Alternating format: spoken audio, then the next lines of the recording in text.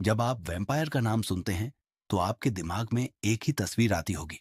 अंधेरा, लंबे नुकीले दांत और एक ऐसी डरावनी आकृति जो खून पीती है और इंसानों को नुकसान पहुंचाती है। लेकिन क्या आप जानते हैं कि एक ऐसा इंसान भी था जिसने रियल लाइफ में यह दावा किया कि वह खुद एक वैम्पायर है? ना फिल्मों का किरदार, ना किसी कहानी का हिस्सा, बल्कि एक असली आदमी जिसका नाम था डॉन हेनरी। 20वीं सदी के आखिरी साल डॉन हेनरी एक आम सा इंसान था। कोई पुरानी हवेली नहीं, कोई अलौकिक ताकत नहीं और ना ही कोई रहस्यमयी जन्म। लेकिन उसका दावा था कि उसका शरीर साधारण खाने से जिंदा नहीं रह सकता।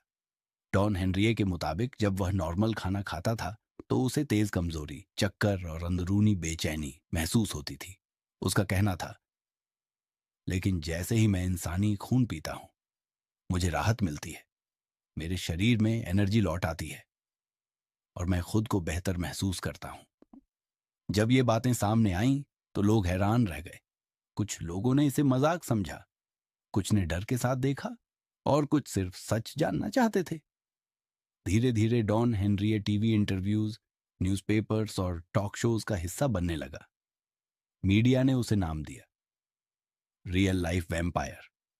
डॉन हेनरी ने कभी ये नहीं कहा कि वह अमर है।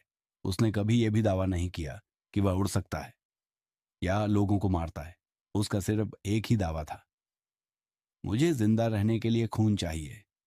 डॉक्टर्स और मेडिकल एक्सपर्ट्स ने इस केस को गंभीरता से लिया। कई डॉक्टर्स का मानना था कि डॉन हेनरी रेनफील्ड सिंड्रोम नाम की एक रेयर साइकोलॉजिकल कंडीशन से पीड़ित हो सकता है। ये एक ऐसी मानसिक स्थिति होती है जिसमें इंसान को खून से अजीब सी लगाव और ऑब्सेशन हो जाती है। डॉक्टर्स के अनुसार ये कोई सुपरनेचुरल ताकत नहीं होती, बल्कि दिमाग का एक भ्रम होता है। इंसान अपनी ही बनाई कहानी पर खुद यकीन करने लगता है और धीरे धीरे उसी कहानी में जीने लगता है।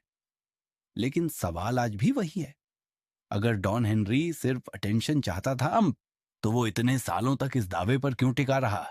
और अगर वो मानसिक रूप से बीमार था तो क्या वो खुद समझ नहीं पा रहा था कि उसके साथ क्या हो रहा है? डॉन हेनरी के खिलाफ कभी कोई हत्या साबित नहीं हुई, किसी पर हमला भी साबित नहीं हुआ। वह बस अपनी अजीब सी जिंदगी जी रहा था, अकेलेपन में, अंधेरे के साथ। आज तक ये तय नहीं हो सका कि डॉन हेनरी असल में क्या था, एक वैम्पायर, एक मानसिक रोगी, या एक ऐसा इंसान जो अपनी तन्हाई को एक डरावनी पहचान दे बैठा। क्योंकि कभी कभी असली डर नुकीले दांतों में नहीं होता,